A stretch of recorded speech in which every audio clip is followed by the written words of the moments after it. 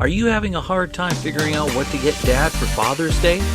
Shop now at sportshistorynetwork.com/row1 and save 15% off your order when you check out Row 1 Brand's Vintage Sports Pictorium Gallery. They have America's best sports art. With over 7,200 historic sports prints, you're assured to find something unique for Dad this Father's Day. If he's an NFL buff, check out the 1963 vintage NFL helmet poster. Shop now at sportshistorynetwork.com/row1.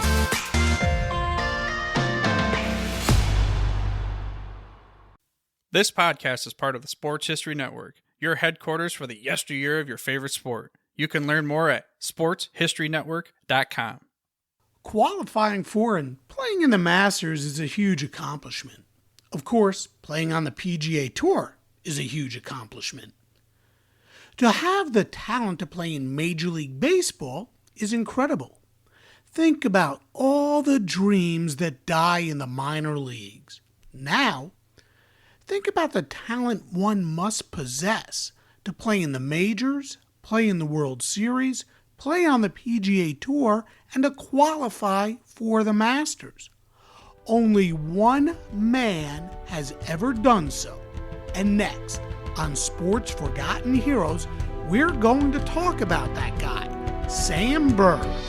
This is Sports Forgotten Heroes, a tribute to the stars who shaped the games we love to watch and the games we love to play. Stars who provided us with many thrills, but when their time was up, they faded away. We'll take a look back at their spectacular careers, their moments of fame, even if it was just for one season or just one game. And now, here's your host, Warren Rogan. Hello and welcome to Sports Forgotten Heroes, episode number 119, Sam Byrd. What an incredible story. What an amazing career. Not only did he play in the majors, he was Babe Ruth's backup. He played for the New York Yankees, was solid off the bench, did well when he got a chance to start, played for 6 seasons with the Yankees and 2 with the Cincinnati Reds. He was a career .274 hitter, slugged 38 dingers over the course of his career, and had he played for a different team, he might have been a full-time starter.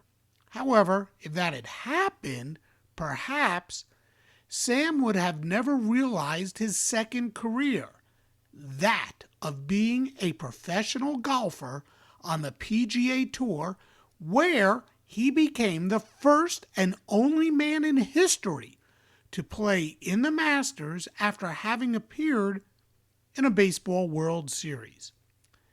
And Sam wasn't just some novelty who made it by the skin of his teeth. No, he was good. He won 11 times on the tour. In the 1945 PGA Championship, he made it to the finals when the PGA was a match play event. He made it against Byron Nelson, losing 4-3, and to his credit, he won the Greater Greensboro Open, the Chicago Victory National Open, the Texas Open where he beat Nelson by 1 stroke, and he also won on the Senior PGA Tour. A remarkable career on the golf course. And on the baseball diamond, he also had some pretty amazing highlights. And joining me today on Sports Forgotten Heroes to talk about Sam is Stephen Rice, who penned a terrific bio about Byrd for the SABR BioProject. A lot of research went into this bio, and for those who don't know, the SABR BioProject is a massive undertaking by the Society of Baseball Research where the goal is to have a bio written about as many baseball players as possible. Today, there are thousands. Now, before I get to my conversation with Stephen, just a few friendly reminders.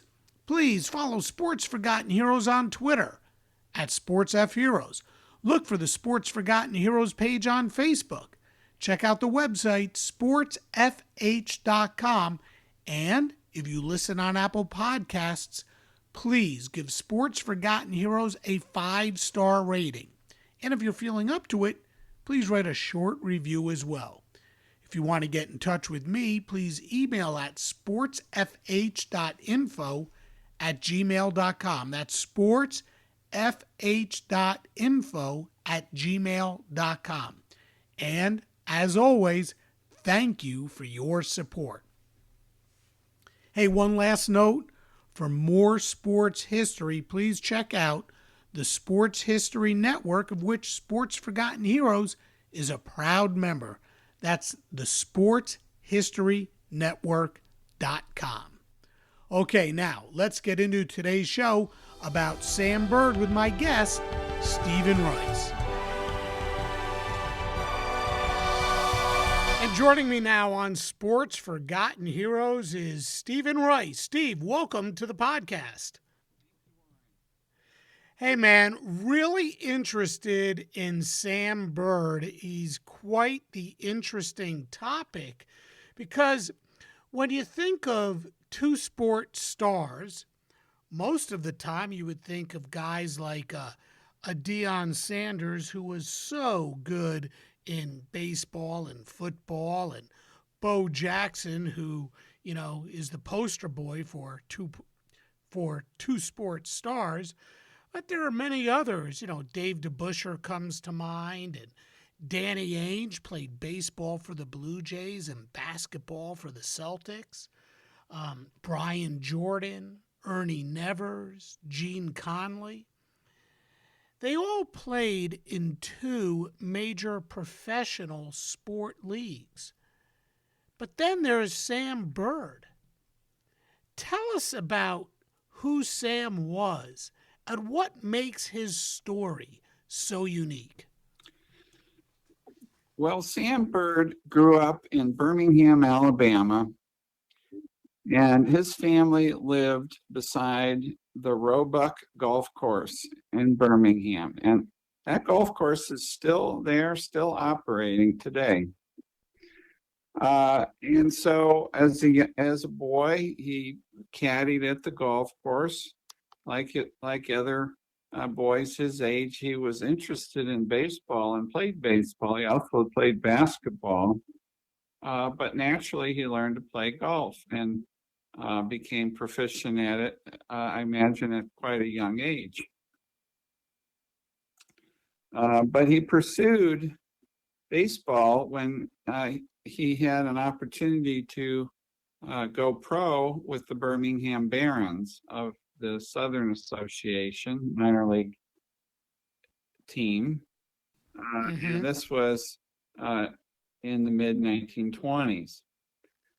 He rose up through the ranks and eventually became part of the New York Yankees organization. Well, he still maintained his interest in golf during this time, but at this point, his bread and butter, his ticket appeared to be baseball. The good news is he joined a great team. The bad news is he joined a great team. In other words, he couldn't break into the starting lineup. And there were newspaper writers at the time who observed that, hey, this Sammy Byrd is a heck of a player, but he's sitting on the bench for the Yankees because he can't crack the starting outfield. He was an excellent fielder. He was speedy. He hit for a good average.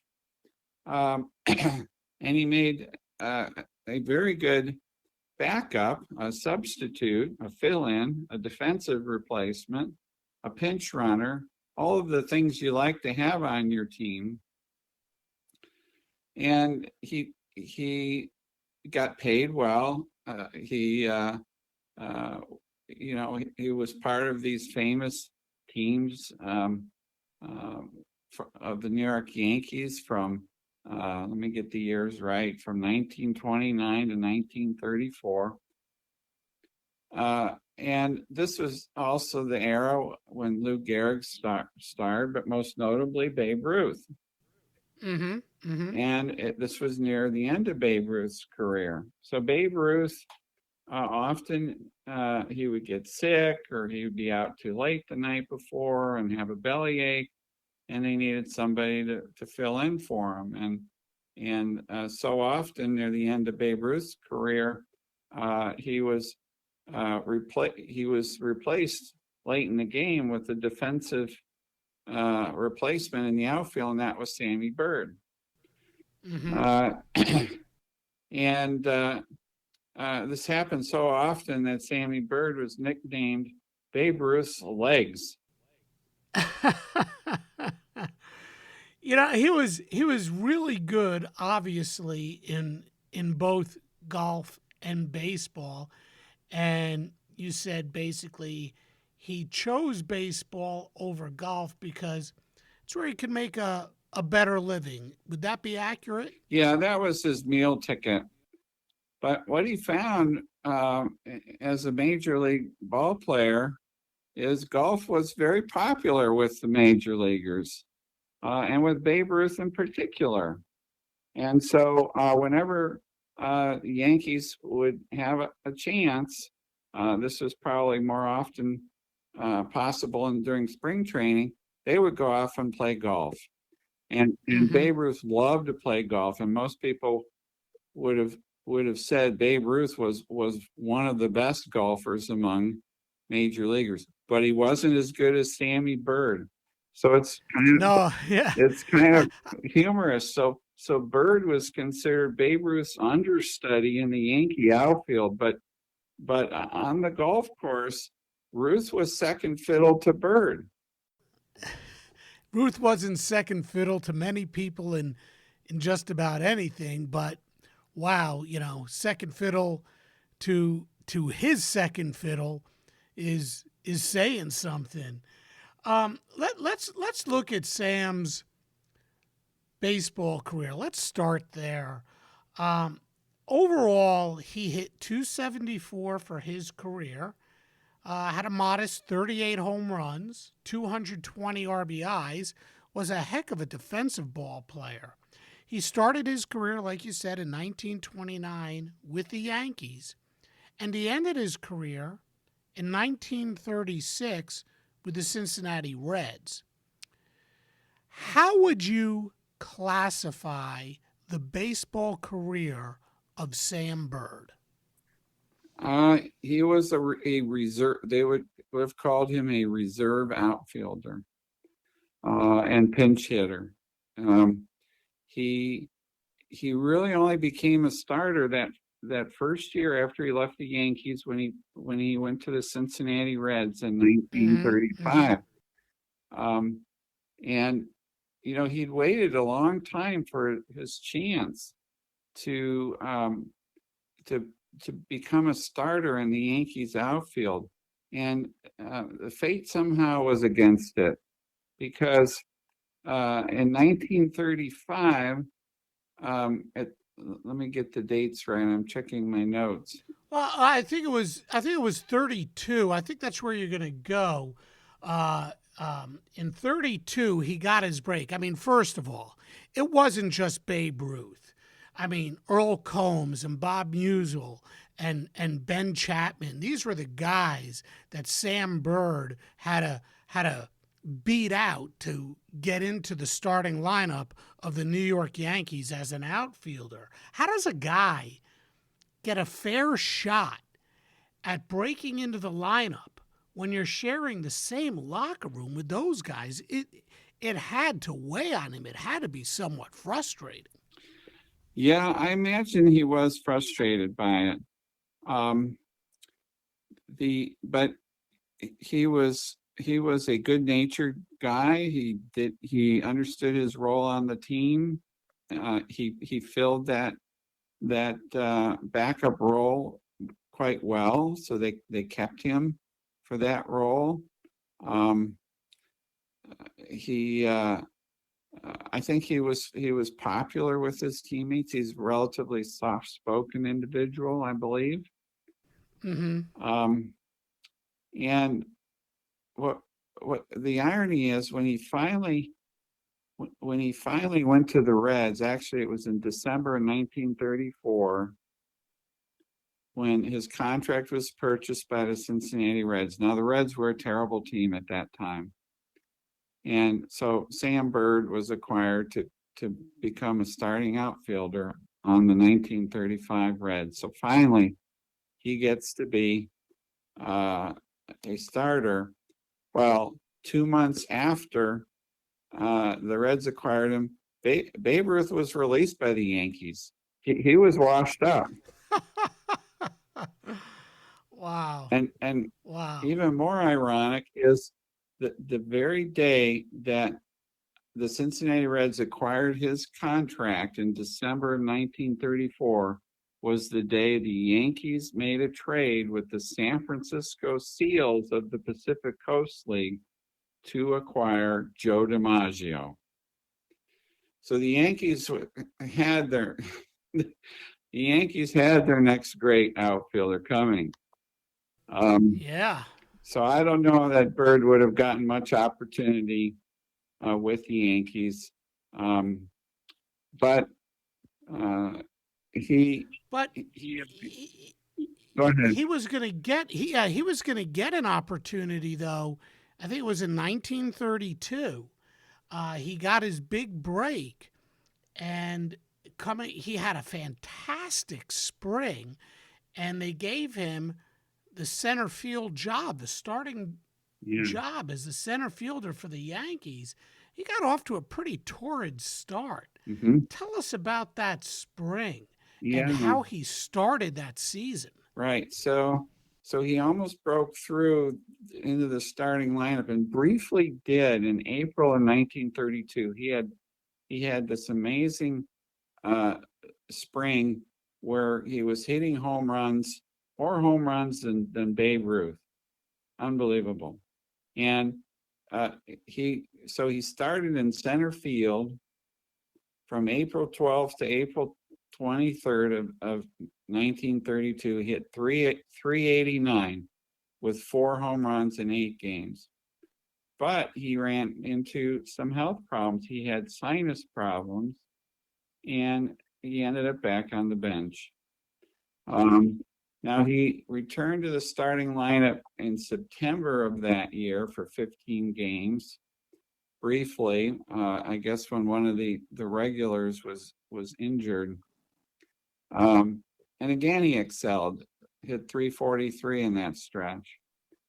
The Yankees won the pennant, but their starting outfield in the World Series was Babe Ruth, Earl Combs, and Ben Chapman. And Sammy Byrd got to play in the last inning of the last game as a defensive replacement for Ruth in the outfield. So he made a token appearance. But that was enough for him later when he became a pro golfer and competed in the Masters. He is still today the only man to have appeared in the World Series and played golf in the famous Masters tournament.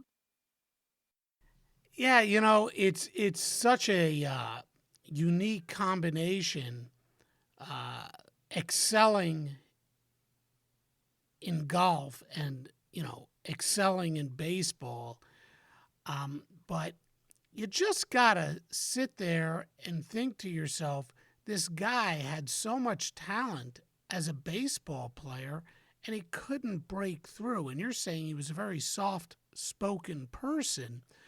I just wonder how much, if he ever expressed any displeasure with his situation as a baseball player. I didn't see any evidence of that. So after the 1 year with the Reds, in which he was a starter, even the Reds moved him to a backup role in 1936. And then they traded him to the St. Louis Cardinals organization, who wanted to demote him to the Rochester Red Wings, Rochester, New York team of the International League. Well, Byrd at this point decided, I'm not going to do that. Now's my time. I'm going to pursue pro golf. And he had been told by top golfers of that era. Bobby Jones, Tommy Armour, famous names that if he focused on golf, he could be a successful pro golfer. So this was his chance finally. When baseball kind of gave up on him, he decided he was going to pursue professional golf. And he didn't hit it big on the pro golf circuit immediately. But by 1941, he was competing at the highest level. And he finished third in the Masters in 1941 and fourth in 1942. Yeah, before we get into all that though, let's just head back to the baseball diamond for a moment. So he plays 29, 30, 31, 32 with the Yankees. He was a major league reserve for 4 years before I guess he got the golf itch. During those 4 years, did you find any evidence that he was still working on his golf game, working on his golf swing, and during the off season, or for that matter, during the season, was he playing in any tournaments? Okay, he definitely was playing golf during those early years of his career, and he would go out with Babe Ruth and other Yankees, go golfing whenever they could. But he wasn't golfing enough to really hone his game. His first pro golfing tournament, professional tournament, was at Pinehurst, North Carolina in November 1933. So that was perhaps when he was ready to put his toe in the water and say, let me see how I can do against the pros. And and that December, the pros, they gasped at his 300-yard tee shots. They were amazed. And Tommy Armour, Armour, famous golfer of the era, he said, I believe he can hit Byrd can hit a golf ball as far as anyone now living. And I also believe with a little more chance to play and practice, he would be one of the true stars of the game. So that's the encouragement he got near the end of 1933. But he wasn't ready to give up on baseball until after the 1936 season, when he got traded to the Cardinals organization. They wanted to send him to the minors. He didn't want to go to the minors. The Cardinals said, well, we'll keep you as a bench player on the major league team. No, he didn't want to do that anymore. It was time to try a career in professional golf. Mm-hmm. Well, in that 33 tournament, where Jones said the guy could hit the ball, a mile, and Armour said he could hit it farther than anyone. Armour also said that he had one of the most beautiful or best golf swings he had ever seen. So what I'm wondering is, is there any evidence, or did you ever read anything besides those quotes from Jones and Armour, which could be enough evidence that had Sam played golf instead of baseball, could he have been one of the best to play golf during that time? He might have been. So we look at his ages during those years he played for the Yankees. He played for the Yankees from age 21 to 26. So those are pretty, prime years for up and coming pro golfers. And so he wasn't really developing as a pro golfer at that time. So yeah, maybe by splitting his attention between baseball and golf, he didn't get to be a real star in either. but I think he made up for it after his baseball career, because he did, by the early 40s, he was considered one of the top golfers. Yeah, no doubt about it.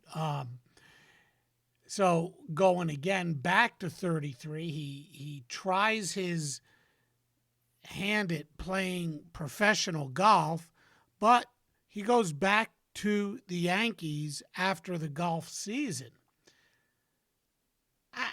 It had to have been really only about the money, because I can't imagine that if you have the kind of potential that he had for the golf tour, for hitting a golf ball, why would you elect to go back and play baseball and ride the pine, Yeah. as opposed to going out Mhm. and starring on the tour and making a name for yourself that way? Well, it was the getting a good salary from the Yankees. It was hard to pass that up. I remember reading quotes from Byrd in which he compared the difference between being a pro baseball player and a pro golfer. And he said the pressures on a pro golfer is much greater, much greater. Wow. He said, as a pro baseball player, you have all your teammates. Now, he was blessed with these tremendous teammates on the Yankees. Yeah, no doubt. But the point I think he was trying to make was as a pro golfer, you're a team of one. And whether you're going to make any money on a tournament, it sits squarely on your shoulders. So there was no, you had no guaranteed salary. You had to do well enough in the tournament to earn a paycheck. And so, he felt the pressure of that situation. And I think it's probably was easier to get a good salary from the Yankees. Mm-hmm. Well, with the Yankees, after the 1934 season, his sixth with the Yankees, in which he hit 281 overall, he finally got his break when Cincinnati purchased his contract. He went to the Reds, and he became a full-time player. Listen to these numbers. Played in 121 games. He came to the plate. Well, he had 416 at bats, hit 9 home runs, knocked in 52. He hit 262 overall. I mean, he was a solid ball player. How was that first season with the Reds, and how was he accepted there, and how did he play? So the Reds, I guess, were like the Yankees in that they felt they never had enough outfielders. They were always trying to acquire more. So his time as a starter was relatively short, and this was in part due to the fact that the Reds acquired a future Hall of Famer, Kai Kyler, as another outfielder for the team. And so that eventually cut into Byrd's playing time in the outfield when Kyler joined the team. Yeah, it's really amazing because Byrd had a decent season with the Reds in 1935. And I guess the Reds, and he wasn't that old. I mean, he was all of 27 years old in 1935. So he's in the prime of his career. He's finally getting a shot. The disappointment at this point must have been, there had to have been disappointment. He gets a chance to play, and it's not like he didn't play well. And then in 36, he only appears in 59 games, hits 248 with 2 home runs and 13 ribbies. And after that season, that's when he goes on, the Reds and leaves the Reds for the Cardinals. And the Cardinals wanted to demote him. And he says, you know what? I've had enough. But before he went to the Cardinals, he did have a couple of pretty big highlights, and one heck of a night on May 23rd, 1936. If I got this right, he did something that no player had ever done before him. Can you tell us about that? So, yes, indeed. So it was the bottom of the ninth in Cincinnati, and the Reds were trailing the Pittsburgh Pirates 3-0. And the bases were loaded. And the Reds manager, Chuck Dressen, sent Byrd in to pinch hit. And the very first pitch from the Pirates hurler, Cy Blanton, Byrd hit a home run. So this isn't any old home run. This is a grand slam. It was a walk-off grand slam. Bottom of the ninth, so the score went from 3-0 deficit to 4-3 dramatic victory for the Reds. Wow. And the baseball historians call this rare event of a grand slam to win the game in the bottom of the ninth an ultimate grand slam. And I guess you can't argue with that term. It does seem like the ultimate. He was the first pinch hitter. He was the first to pinch hit an ultimate grand slam in Major League history that day, May 23rd, 1936.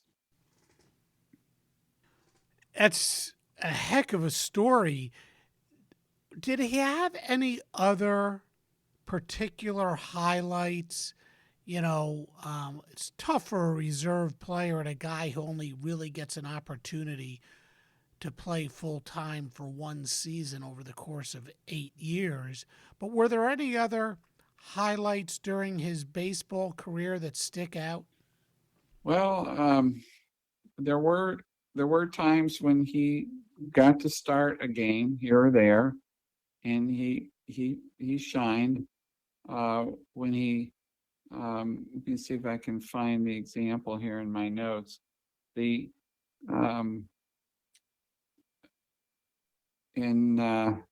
his rookie season of 1929, he filled in for a sick Babe Ruth for about 17-day period. And he had 321. He made only 1 error and 40 chances in right field. And there was one game against the Chicago White Sox. Sports writer Irving Vaughn praised Byrd's fielding in right field and noted that it was quite an upgrade over Babe Ruth's fielding. Vaughn wrote, on 3 occasions, Byrd flagged drives that the ponderous Babe would have been forced to welcome on the first hop. So, yeah, Byrd was Babe Ruth's legs out there defensively helping the Yankees in the late innings. Steve, I can't help but think to myself, and I'm sure without a doubt that it's happened to other ball players, they get stuck behind someone or a couple of guys, and they just never get the opportunity to really go out and prove themselves and establish themselves as solid baseball players who could have contributed so much more and perhaps even become an all-star player, but they never get the shot. And when you read about Sam Byrd and look about the numbers that he put up and the players that he played behind, and again, going back to those numbers that he put up when given the opportunity to play every day, you got to sit there and scratch your head and go, man, this guy could have been so much more. Yeah, the stats of a backup generally, you're going to see lower batting averages because they're not playing regularly. It's hard to stay sharp. But yet he still had good batting averages for the Yankees. And when he got to play regularly for spans of, say, 2 weeks at a time, yeah, he was hitting 320, 330. That's as good as you could hope for him. No doubt. After that 35 season, or I'm sorry, the 36 season, as you said before, the Reds gave up on him, shipped him off to St. Louis, and the Cardinals were going to put him down to the minors. Was it at that point, at the age of 28, when Byrd said, you know what, I've had enough of being a reserve ball player. I'm just not going to get a shot, and I'm going to go give golf a try full time. Is that really what happened? He just said, you know what, I've had my time sitting on the bench. Yeah, I think he had been thinking about that transition probably for 2 or 3 years. That was one of his goals, to give pro golf a try, focus on that. And so maybe he was waiting for the right opportunity when his Major League Baseball opportunity was coming to an end. That was his time to make that move. And when the Cardinals heard that he didn't want to go to the minors, Branch Rickey, who famously brought Jackie Robinson to the big leagues in 1947, Branch Rickey was running the Cardinals farm system at that time, 1936. And Branch Rickey said, "Oh, we don't want to lose him. He doesn't want to go to the minors. Why don't you join the Major League Cardinals?" Yeah, but that was going to be sitting on the bench again and pinch hitting, and Byrd had already decided it was time to give pro golf a try. Yeah, I guess 8 years of sitting on the bench can finally wear you down. But turning to professional golf, man, it wasn't the worst decision. After a slow start, he really got it going. He won his share of tournaments. What can you tell us that you haven't already about his time on the PGA Tour?